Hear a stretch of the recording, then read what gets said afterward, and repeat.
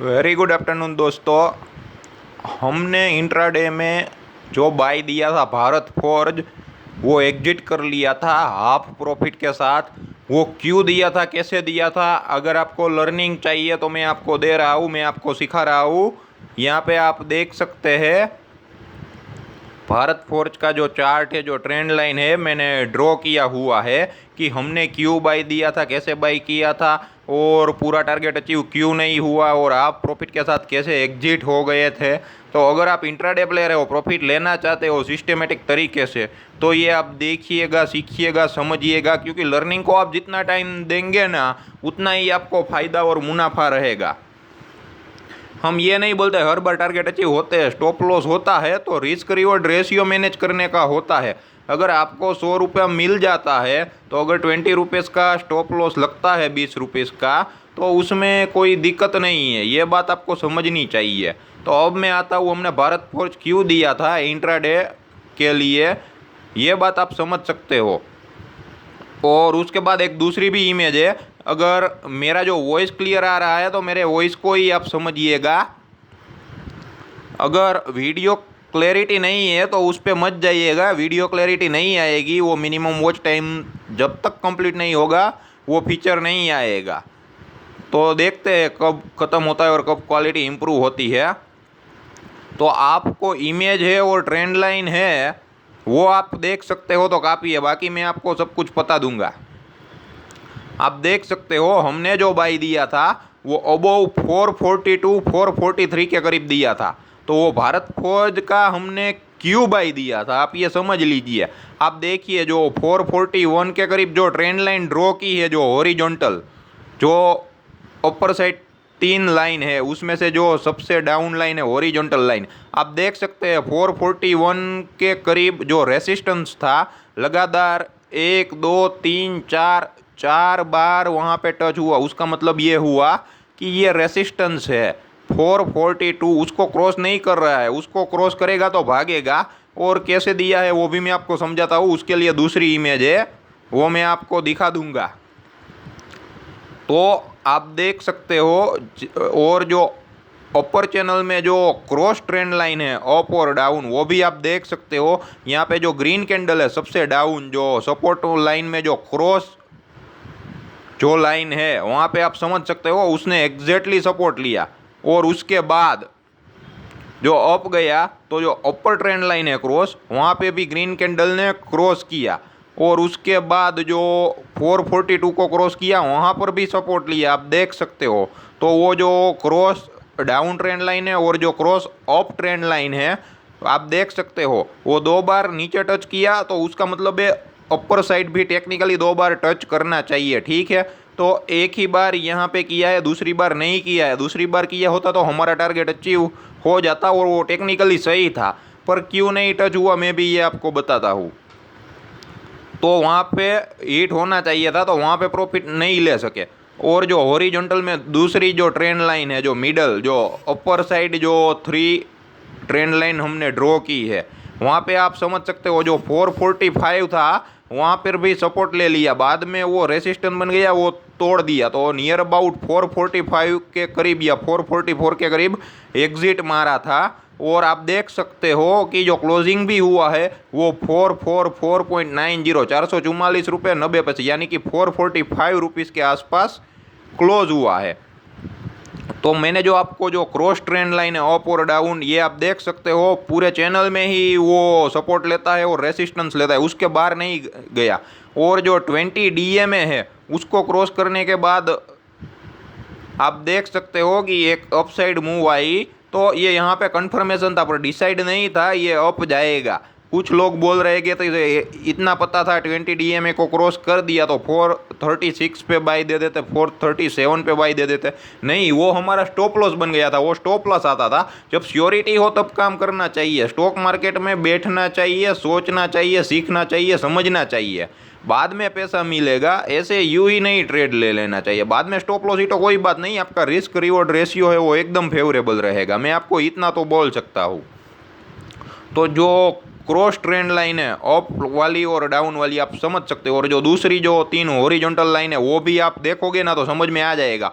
441 के करीब काफ़ी घूमा था, और जैसे ही 442 के अबोव गया तो वहाँ पे जो बाई हुआ था, टेक्निकली भी बाई और वॉल्यूम भी आना चाहिए, साथ में वॉल्यूम भी होना चाहिए। वॉल्यूम था नहीं, पर हमें मालूम था। जैसे आप प्रैक्टिस करोगे ना तो आपको एडवांस में पता चल जाएगा कि क्या है कि आपको एक बार में नहीं, आपको 40-50 ट्रेड लेने पड़ेंगे, बाद में आपको अपने आप समझ में आ जाएगा। तो ये जो ट्रेंड लाइन है ना 441 वाली, यानी कि हमने 442 443 के अबव बाई दिया था, तो वहाँ पे वॉल्यूम आया तो एकदम पे प्राइस अप चला गया, और वो टेक्निकली 450 पे टच होना ही चाहिए, लेकिन नहीं हुआ। तो यहाँ पे हम ऐसी जिद नहीं कर सकते। हम क्या करते हैं कि जिद लेके बैठते हैं, हमारा टारगेट आना ही चाहिए, 5 रुपये प्रॉफिट के लिए 50 रुपये लॉस भी ले लूँगा। नहीं, हमने स्टॉप लॉस भी नहीं लिया, कोस्ट टू कोस्ट एग्जिट या हाफ प्रॉफिट ले लिया, क्योंकि हमें मालूम था अगर जो 20 DM में अब देखते हैं क्या होता है, तो उसका मतलब ये है कि जो डाउन ट्रेंड लाइन है क्रॉस वाली, वहाँ पे ब्रेक किया और नीचे 441 आ रहा है और 20 DA में भी आ रहा है, और जो 20 DA में है या 20 EA में है वो क्या होता है, ऐसे में क्या होता है, अगर आपको चाहिए उसकी लर्निंग तो आप लोग अगर कमेंट करोगे तो उसके लिए हम अलग से वीडियो बना देंगे। ठीक है, जिस किसी को पता नहीं, जिसको पता है उसको कोई इश्यू नहीं है। वो हर तरह की मूविंग एवरेजेस होती है, उस पर स्टॉक काम करता है। अगर उसका नॉलेज रहेगा ना तो क्या है कि आपको इंट्राडे में और पोजिशनल में लॉस जाने का चांसेस बहुत ही कम रहेगा, या कम लॉस जाएगा जितना आप बेयर कर सकते हो। अगर स्टॉप लॉस ले लेते हो तो, अगर हिट होता है तो अब देखते हैं 441 तक आना चाहिए। टेक्निकली आता है या नहीं देखते हैं, पर वो हमारा विषय नहीं है। हमने ट्रेड लिया, एग्जीक्यूट किया और प्रॉफिट का स्क्रीनशॉट भी डाला, ताकि किसी को ऐसा नहीं लगे यूं ही बोल दिया एग्जिटेड विथ हाफ प्रॉफिट। तो हमने प्रॉफिट बुक किया था, और आप देख सकते हो जो दूसरी जो ट्रेंड लाइन है वो भी एकदम रेसिस्टेंस का काम कर रही है। 445 अब हो गया तो वो 449.80 दिखाई दे रहा है। वहाँ पे वो 450 इसलिए दिया था, लेकिन वहाँ पे भी टच नहीं किया, और जो क्रॉस वाली अपर ट्रेंड लाइन है वहाँ पर भी टच नहीं किया। तो कोई बात नहीं है, तो हम यहाँ पे जीत पे नहीं हटते, कोस्ट टू कोस्ट निकल जाते हैं या जो भी प्रॉफिट मिला लेके निकल जाते हैं। तो उस हिसाब से हमारा जो भारत फोर्ज का ट्रेड था वो रहा था प्रॉफिटेबल, और 450 क्यों दिया था वो भी आप समझ लीजिए। हालांकि ये यहाँ पे आपको कुछ ज़्यादा दिखेगा नहीं, पर आप समझ सकते हो। यहाँ पे जो 3 हॉरिजॉन्टल लाइन है वो आप समझ सकते हो, और उसके आगे देख सकते हो लेफ्ट हैंड साइड जितनी बार 445 क्रॉस हुआ है 450 टच हुआ ही है। वो कहते हैं ना हिस्ट्री रिपीट इटसेल्फ, तो उस हिसाब से भी हिस्ट्री के हिसाब से भी 450 था, तो यहाँ पे टच नहीं हुआ। चलो हर बार हुआ तो हम वही एक्सपेक्टेशन में थे, और टेक्निकली भी वही करेक्ट है। अपर ट्रेंड लाइन को दूसरी बार टच करने आना ही चाहिए, पर नहीं आया तो वहाँ पे हम कुछ नहीं कर सकते हैं। तो कोई बात नहीं है, हमने 445 को ब्रेक किया तो करीब 444 यहाँ पे करीब 1 या 1.5 रुपये नीचे प्रॉफिट ले लिया, मतलब कि आप प्रॉफिट ले लिया, वरना प्रॉफिट ले लेते। और आप देख सकते हो कि हाई है वो 448 के करीब है, तो क्या है कि वहाँ पे जाना चाहिए था। और जब वॉल्यूम आएगा ना तो वो बहुत ही बढ़िया मूव आएगा। तो क्या है कि वॉल्यूम भी मेन रहता है, तो उसके बारे में भी हम कभी वीडियो बनाकर डाल देंगे।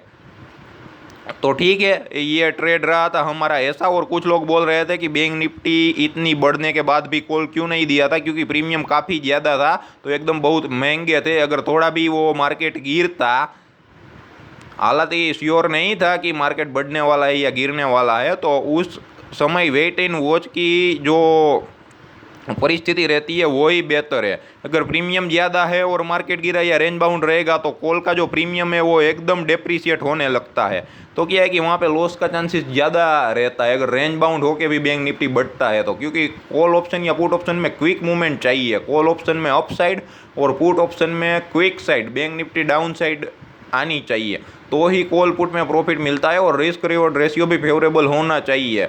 ऐसा नहीं है कॉल पुट ले लिया, बैंक निफ्टी अप जाएगी तो कॉल पैसा देगा, बैंक निफ्टी डाउन जाएगी तो पुट पैसा देगा। क्या है कि उसका जो रिस्क रिवॉर्ड रेशियो है वो फेवरेबल होना चाहिए और एंट्री लेनी चाहिए, और उसमें क्विक माइंडसेट चाहिए। टारगेट आए तो तुरंत ले लो, स्टॉप लॉस आए तो तुरंत ले लो, तो उस हिसाब से काम करते हैं। और हमने पुट भी कोस्ट टू कोस्ट एग्जिट करवाया था, वो काफ़ी बढ़ा था उस दिन मार्केट गिरा था तो। पर क्या है कि हमें मालूम था, पर क्या हमें श्योरिटी नहीं थी। जब श्योरिटी होती है तब काम करना चाहिए, वरना नहीं करना चाहिए। प्रॉफिट भले हाथ से चला जाए पर लॉस नहीं होना चाहिए, या कम से कम होना चाहिए। और जो भी लॉस हो रहा है वहाँ पे सीखना चाहिए। तो ये आप देख लो 450 हर बार टच हुआ है, लेकिन इस बार नहीं हुआ। तो ठीक है, कुछ नहीं कर सकते हैं। तो आप देख लो, 3 हॉरिजॉन्टल लाइन है, ट्रेंड लाइन जो डायरेक्ट एकदम सीधी है, और जो 2 ट्रेंड लाइन है क्रॉस में, वो भी अपर ट्रेंड में है। देखिए, डाउन साइड भी सपोर्ट लिया, अपर साइड रेसिस्टेंट को भी टच किया और 450 पे टच नहीं किया। अपर जो लाइन है वो 20 DMA को क्रॉस करने के बाद एक ही बार टच किया, वरना वहाँ पे दूसरी बार टच होना चाहिए। तो आप समझ सकते हो, जैसे ही 20 DMA क्रॉस किया, दोनों ट्रेंड लाइन को एकदम वो मान देने लगी। जो दोनों ट्रेंड लाइन था, जो भी जितनी भी कैंडल बनी है, वो दोनों ट्रेंड लाइन को एकदम मान देने लगी जैसे 20 DMA क्रॉस किया है। बाद में हमने देखा प्राइस रुका, रेसिस्टेंस बना, हमें लगा कि वॉल्यूम आना चाहिए, हमारा एक्सपेक्टेशन था। तो हम क्या है कि जो हो चुका है वो नहीं दिखाते, जो होने वाला है वो दिखाते हैं, और उसका रिजल्ट आपके सामने रखते हैं। तो रिजल्ट आपके सामने है कि भाई 50% प्रॉफिट हम ले सके। ठीक है दोस्तों, अगर ऐसा का सीखना चाहते हैं, ये जो वीडियो है आपकी लर्निंग के लिए काफ़ी काम आएगा। जो भी सीखना चाहते हैं उन लोगों के साथ शेयर करो, ताकि उनका लॉस कम हो, और हमारे ग्रुप में जितने भी ट्रेडिंग करते हैं उन लोगों की हमारे प्रति या हमारी उनके प्रति रिस्पॉन्सिबिलिटी है कि एक्यूरेट ट्रेड करें। ऐसे बहकावे में आके जो जितना जी में आए वो ट्रेड इधर इधर ना ले, और जितना जी में आए उतना पैसा ना लगाए। तो क्या है कि एक प्रॉपर अंडरस्टैंडिंग के साथ, एक प्रॉपर बिजनेस के साथ स्टॉक मार्केट में भी आप आगे बढ़ सकते हो। उसका भी एक प्रॉपर तरीका होता है, वो जैसे जैसे आई है वो करो, वरना पेपर ट्रेडिंग करो। पेपर ट्रेडिंग क्या करना है, कैसे करना है, उसके बारे में भी हम वीडियो बना देंगे, अगर आप लोग बोलो तो, कैसे करना होता है, क्या करना होता है, ताकि आपका पैसा नहीं जाए और आपको सीखने को मिले। पानी में तो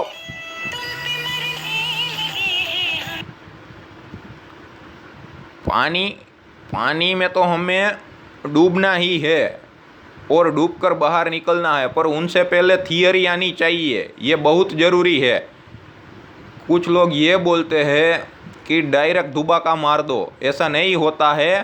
पहले थियरी सीखनी है, बाद में प्रैक्टिकल करना है, बाद में कहाँ पे गलती होती है प्रैक्टिकल में वहाँ पे इम्प्रूव करना है, और बार बार प्रैक्टिस करना है, बार बार प्रैक्टिस करना है और करते रहना है। तो बाद में क्या है कि हमें वो ग्रिप आएगी। और जब तक आपको खुद को अपने खुद के माइंडसेट से संतोष ना मिले, तब तक आराम से नहीं बैठना है, प्रैक्टिस करनी है, करनी है, करती रहनी है। ठीक है, और जब आपको सेटिस्फेक्शन मिल जाए, बाद में हम समझ लेंगे कि हमारा काम हो चुका है या हमारा काम हो रहा है। थैंक यू दोस्तों, अगर आपको काम आए तो दूसरों को फॉरवर्ड कीजिएगा और भगवान से प्रार्थना करते रहिएगा कि जितने भी लोग ये वीडियो देखे, सोचे समझे, उन लोगों को प्रॉपर तरीके से प्रॉपर नॉलेज मिले। और आप सब लोगों की दुआ की मेहरबानी वजह से हम यहाँ तक पहुँचे हैं। धन्यवाद दोस्तों।